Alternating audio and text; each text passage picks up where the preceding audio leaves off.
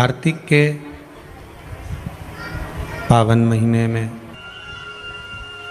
अभी अन्नकूट करा होगा आप लोगों ने गोवर्धन नाथ जी का। 5 दिन आप लोगों ने दीपावली का पूजन भी खूब प्रेम से करा। जो जो सामग्री आप लोगों ने माता लक्ष्मी के उस सिक्के पर कॉइन पर चढ़ाई है, पूजन करी है, उसमें से एक कमल गट्टा, एक हल्दी की गठान, थोड़ा सा भाग जो सिक्के हैं उसके साथ में बांधकर अपनी अलमारी में रख देने का है। बाकी की जो सामग्री है जो अच्छी हो खाने योग्य उसको प्रसाद में पा लीजिए, और जो विसर्जन के योग्य है उसको विसर्जन कर बाबा से निवेदन कर कर अपना जीवन सार्थक बनाओ। तो राजीव की 5 कोस की यात्रा में पंचकोसी में 5 महादेव विराजमान है, और उसमें मूल जो महादेव है वो चंपेश्वर महादेव। कौन कौन गया है राजीव? कौन कौन गया चंपेश्वर महादेव? गए हो आप लोग? बहुत अच्छी बात है, रखिए। तो पंचकोसी यात्रा के अंतर्गत 5 महादेव का हमारे यहाँ पर वर्णन आता है, जो कि छत्तीसगढ़ के पंचकोसी के अंतर्गत श्री फड़िकेश्वर महादेव, दूसरे नंबर पर हैं चंपेश्वर महादेव, तीसरे नंबर पर हैं ब्रह्मेश्वर महादेव, चौथे नंबर पर हैं कोपेश्वर महादेव, और 5वें नंबर पर हैं परेश्वर महादेव, पटेश्वर महादेव। ऐसे छत्तीसगढ़ की जो पंचकोसी है, छत्तीसगढ़ में राजिम की जो पंचकोसी है, महानदी की जो पंचकोसी है, उस पंचकोसी में 5 महादेव विराजमान।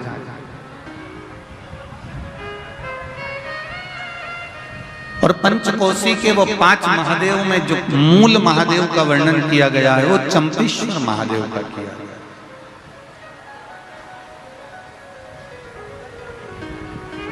क्योंकि चंपेश्वर महादेव को किसी ने यहां पर स्थापित नहीं करा, चंपेश्वर महादेव को यहां पर किसी ने लाकर बिठाया नहीं है। जैसे 12 ज्योतिर्लिंग में भगवान शिव स्वयं प्रकट हुए हैं, उसी तरह से छत्तीसगढ़ के चंपेश्वर महादेव चंपारण में स्वयं प्रकट हुए हैं। यह कोई साधारण नहीं है।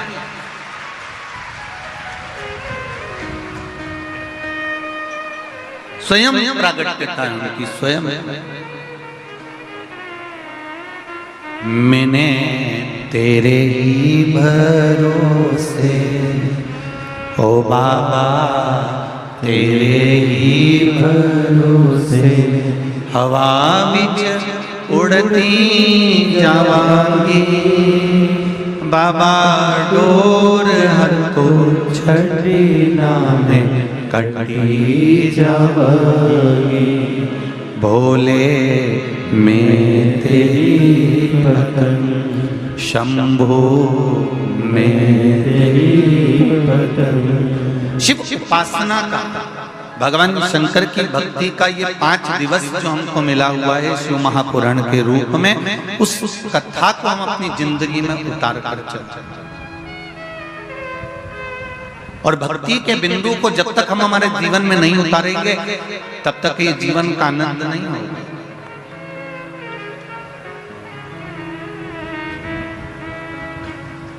हर समस्या का हल, जरा जम के बोलो, एक लोटा जल। बिंदु, चंचुला, और जिसके जीवन का आनंद एक देवराज नाम का ब्राह्मण। वो देवराज नाम का ब्राह्मण जो ब्राह्मण कुल में जन्म तो ले लिया, पर ब्राह्मण कर्म से वंचित रहा। एक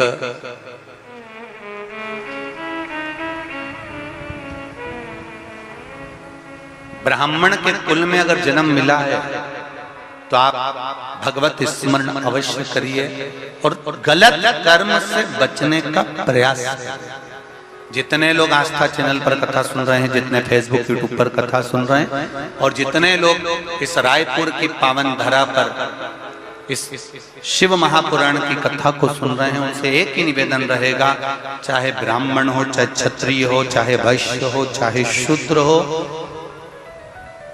आप जिस वर्ण के अंतर्गत,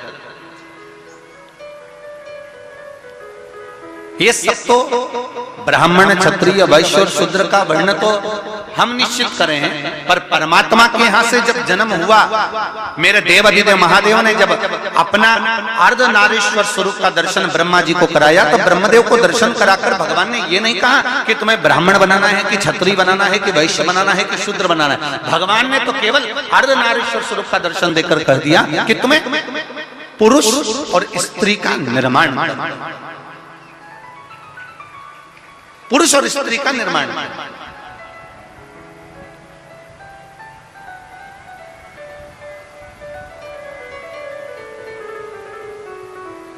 भगवान ये कभी नहीं कहे कि तुमको इसका निर्माण करना है। भगवान ने कहा तुम्हें पुरुष और स्त्री का निर्माण करना है, और पुरुष और स्त्री का जब निर्माण कर लो, पुरुष और स्त्री का जब निर्माण हो जाए, और निर्माण करने के बाद उनको एक कर्म देना है कि तुम्हें परिवार का भरण पोषण कर कर भगवत भजन की ओर अग्रणी होना है। मृत्यु लोक में जन्म लेने के बाद, पृथ्वी पर आने के बाद में हमारा भी कर्म है कि हमें परिवार का भरण पोषण करना है और भगवत भजन करना है। हम ये नहीं कहते कि तुम अपना घर छोड़ दो।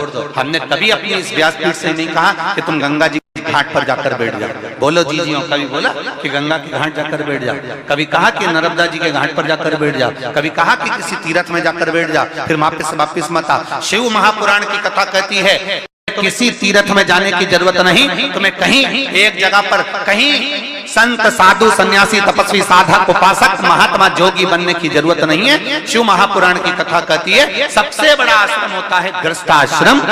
घर में रहो, परिवार में रहो, कुटुंब में रहो, और उस परिवार में रहकर अगर तुम थोड़ा सा भी भगवान का भजन कर लोगे, एक लोटा जल भी अगर शिव को चढ़ा लोगे, और निश्चित है शिव तुमको मिल जाएगा, ज्यादा कहीं जाने की जरूरत नहीं।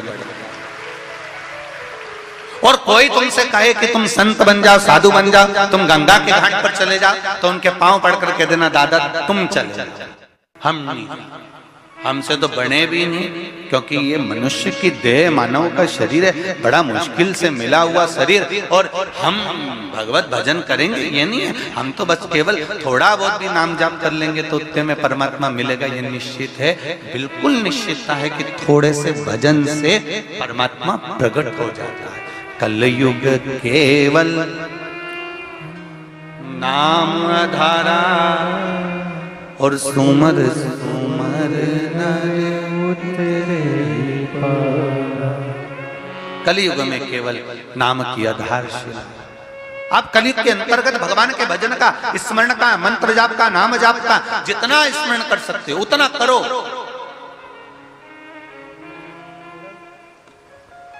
भजन करो जितना कर सकते।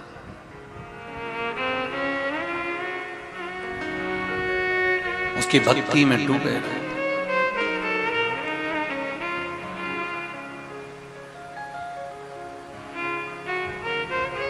मैं तो बैठी थी गंगा किनारे, मैं तो बैठी थी गंगा किनारे,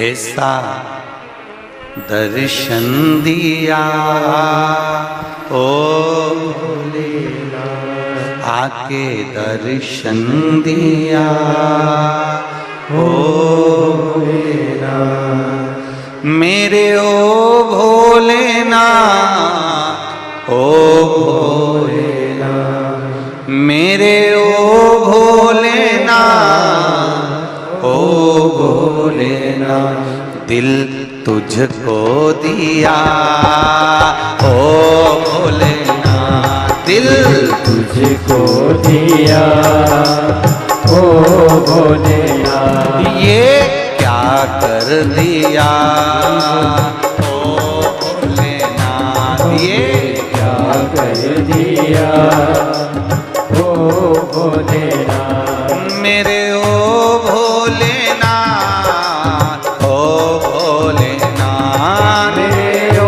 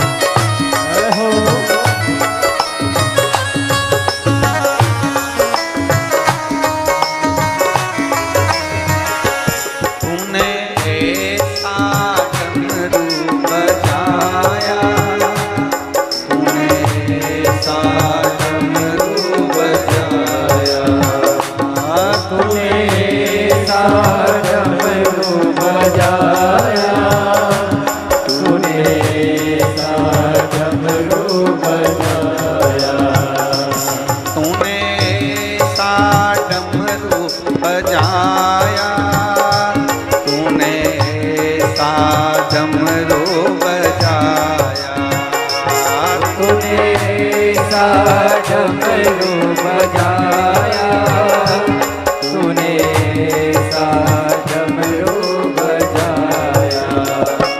मेरा मन हर लिया, मेरा मन हर लिया, ओ भोलेनाथ। मेरा मन हर लिया, ओ भोलेनाथ। मेरा मन हर लिया, ओ भोलेनाथ। दिल तुझको दिया, ओ भोलेनाथ। दिल तुझको दिया, ओ भोलेनाथ। मेरे ओ भोलेनाथ, ओ भोलेनाथ। मेरे ओ भोलेनाथ, ओ भोलेनाथ। मेरे ओ भोलेनाथ, ओ भोलेनाथ। मेरे ओ भोलेनाथ, ओ भोलेनाथ। दिल तुझको दिया, ओ भोलेनाथ। दिल तुझको दिया, ओ भोलेनाथ। ये क्या कर दिया, ओ भोलेनाथ। ये क्या कर दिया, ओ भोलेनाथ। जय हो।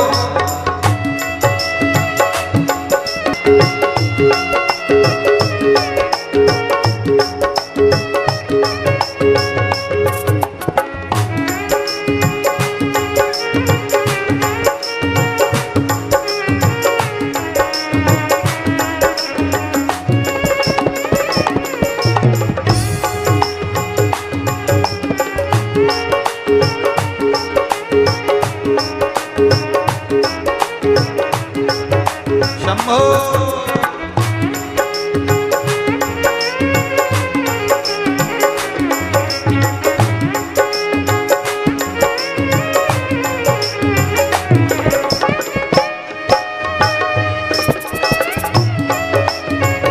महादेव।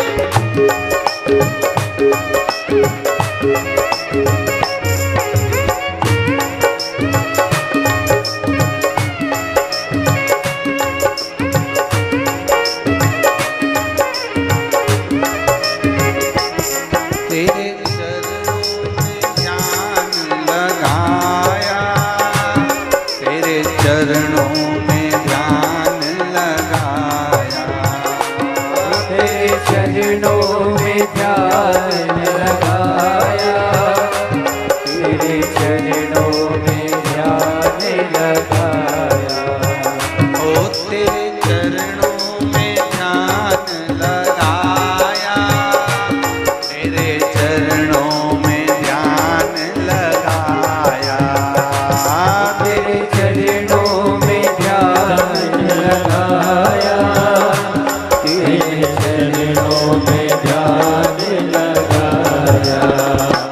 मुझे अपना लिया, दीपो ओ मुझे अपना लिया, ओ भोलेनाथ। मुझे अपना लिया, ओ भोलेनाथ। मुझे अपना लिया, ओ भोलेनाथ। दिल तुझको दिया, ओ भोलेनाथ। दिल तुझको दिया, ओ भोलेनाथ। ये क्या कर दिया, ओ भोलेनाथ। ये क्या कर दिया, ओ भोलेनाथ। दिल तुझको दिया, ओ भोलेनाथ।